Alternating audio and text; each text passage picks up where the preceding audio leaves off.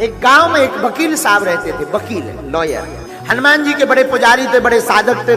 दिन रात कीर्तन गाते गाते हनुमान जी के भाव में इतने तल्लीन हो जाते कि उन्हें ध्यान ही नहीं रहता। कोई भी केस मुकदमा ले लें तो कहते सब हनुमान जी देखेंगे, चिंता मत करो। और कभी हारे नहीं, कोई मुकदमा नहीं हारे, हर मुकदमा जीतते। एक बार इनके जीवन में एक घटना घटी। हम आपको कोई बहुत पुरानी बात नहीं सुना रहे हैं, ये घटना सत्य घटना पर आधारित है।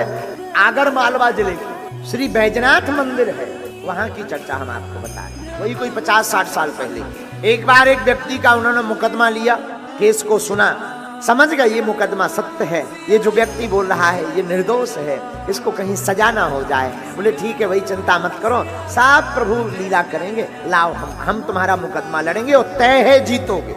उस व्यक्ति ने हाथ जोड़कर कहा क्षमा करना, सबका कहना है कि हम ये मुकदमा नहीं लड़ेंगे, हारेंगे, आप उल्टी बात बोल रहे हैं। वकील साहब ने कहा कि विजय होंगे, केस हम जीतेंगे। लोगों ने कहा पागल हो गए, इसके ऊपर मर्डर का केस है, 302 का केस है, मर्डर के साक्ष्य प्रस्तुत हो गए, गवाह प्रस्तुत हो गए। जिस वकील के पास उसने केस रख रखा था उसने भगा दिया कि तू भाग, हारना तय है, मैं अपना नाम क्यों खराब करूं, तुझे सजा निश्चित। लेकिन ये वकील ये कहते हैं हमने बाकिया सुन लिया, तू निर्दोष है और तू सच बता। बोला मैं निर्दोष हूं। बोले जा तू जीतेगा। ये तो कह के चला आया। इसने कहा वकील साहब माफ करना, तुम्हें फीस लेनी हो तो पहले ले लो, और मुझे पहले बता दो, अगर मुझे सजा होनी है तो मैं पहले घर की व्यवस्था करके आऊं।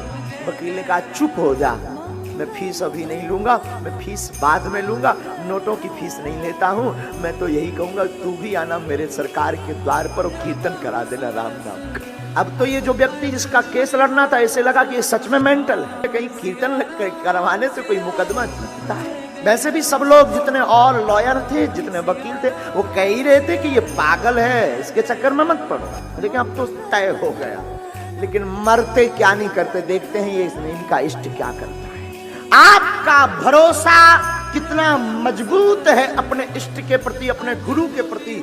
हमारा इष्ट और हमारा गुरु उतनी ही कृपा करेगा जितना तुम्हारा भरोसा हो। और ये तो वकील बड़े पागल, महादेव आए, अपना बही खाता जो वो फाइल होती है वकीलों की, फाइल बनाई उस मुकदमे की, सरकार के चरणों में रखी, और वही पूजा जो पुरानी पद्धति, वही पद्धति, हाथ में माला लिए जप रहे। पहले दिन जो बहस छिड़नी थी उसी दिन वो 2 घंटे लेट आए। जिस व्यक्ति का मुकदमा था तो उसे लगा कि अब तक तो लग रहा था कि 50 है, अब तो लग रहा पूरे।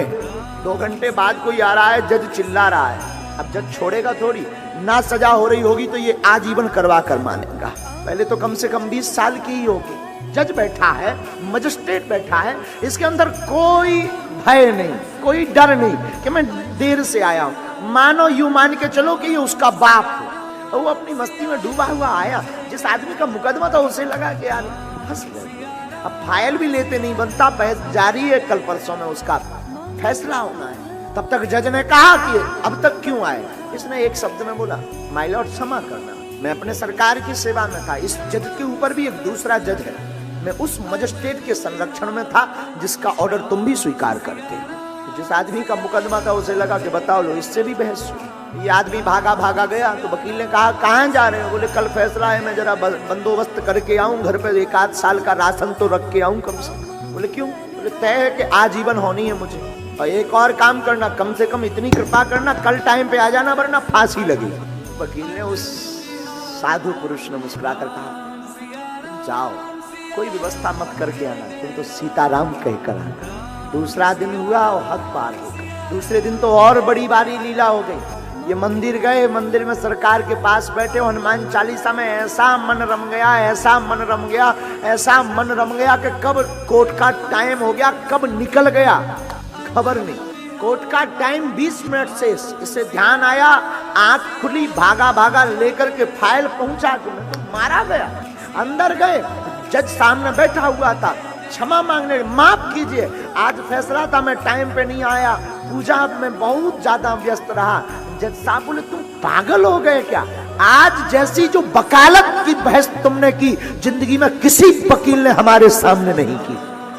वकील ने कहा फैसला क्या किया आपने। बोले क्या करना था, जिसका वकील इतना कट्टर निडर हो, एकदम स्पष्ट तथ्य को प्रस्तुत करता हो, वो भला कैसे हार सकता है जिंदगी में। फैसले का ऑर्डर दिखाइए जिस पर मेरे हस्ताक्षर हो। उसने हस्ताक्षर देखे तो समझ गया मैं पूजा में बैठा रहा हूं, मेरे सरकार यहां पर वकील बनकर के मुकदमा लड़ते हैं।